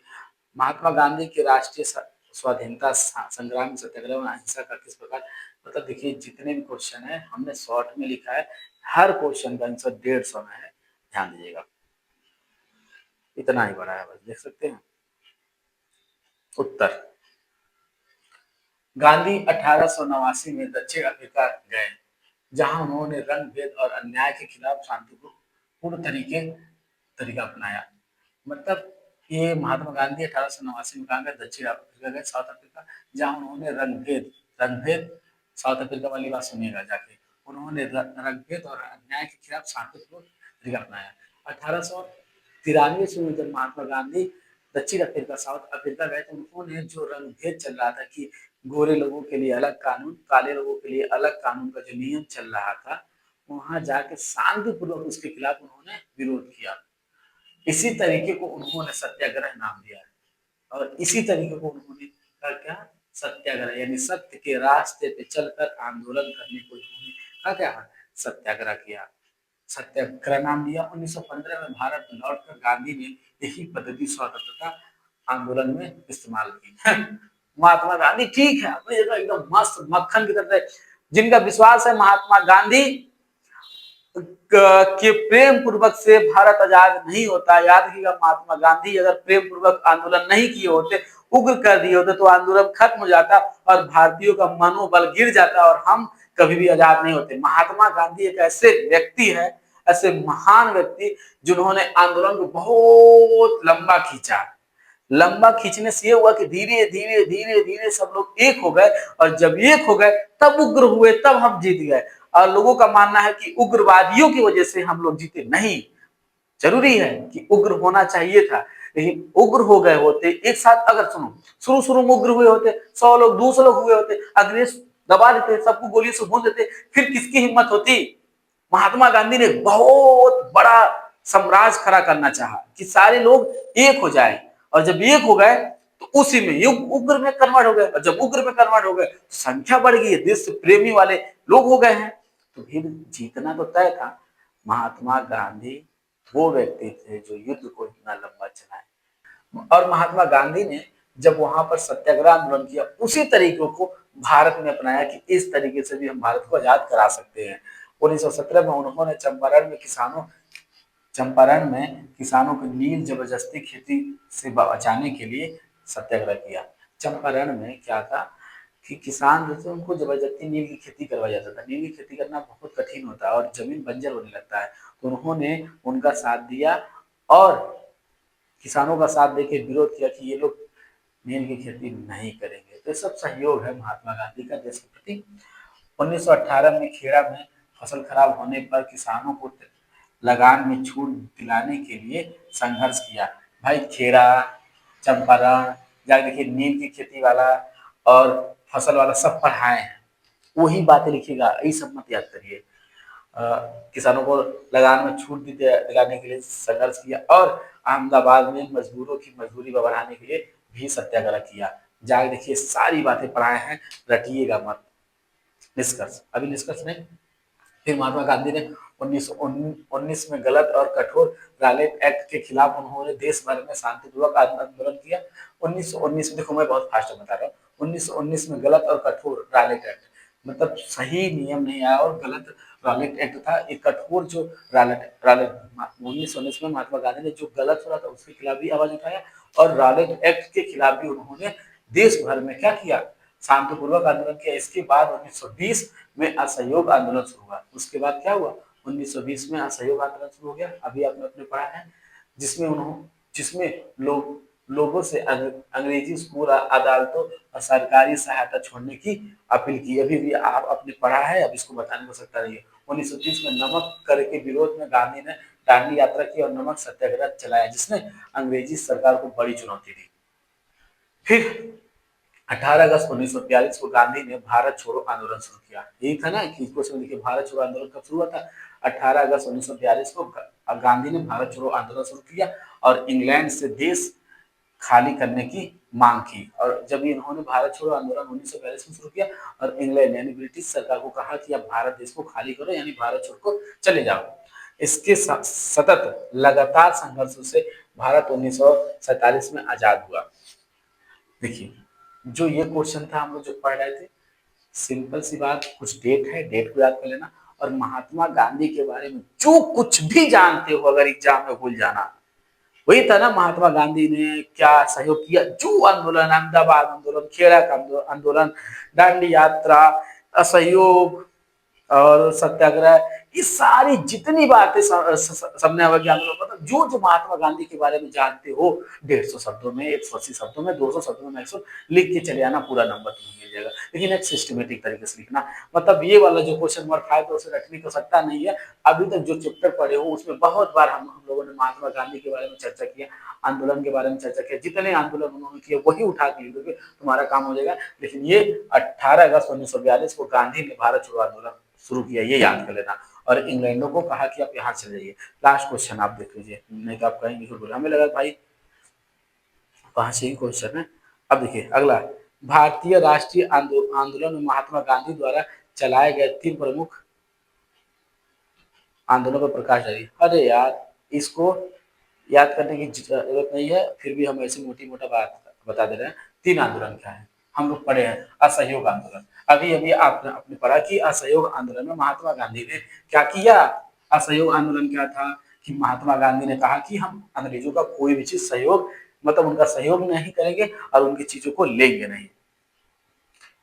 नमक सत्याग्रह, अभी आपने देखा कि साबरमती से 78 साथियों को लेके चले थे और दांडी में जाके नमक कानून को तोड़ते हैं। यही क्या है आपका नमक कानून, नमक और नमक सत्याग्रह था। भारत छोड़ो आंदोलन, अभी आपने देखा 1942 8 अगस्त 1942 को गांधी ने भारत छोड़ो छोड़ो का नारा दिया। इससे देश भर में विरोध तेज हो गया और लोग एकजुट हुए होकर और अंग्रेजों के खिलाफ खड़े हो गए। इस आंदोलन ने आजादी की राह साफ कर दी। अब आपसे एक ही बात कहना चाहेंगे, आज आपने एक चीज देखा होगा लॉ में कि चीजें सिमिलर थी, कुछ क्वेश्चन उसका उसका लगभग 2-3 क्वेश्चन ऐसे थे कि आंसर एक ही था। तो मैं आपसे यही कहूंगा, समझ के समझदारी से करेंगे तो 3 क्वेश्चन 2 क्वेश्चन ऐसे आपको रखना नहीं पड़ेगा। ऐसे अभी देखो ये वाला चीजें, पीछे वाली जो चीजें थी वही थी। तो आई होप सो कि ये चैप्टर आपको अच्छा लगा।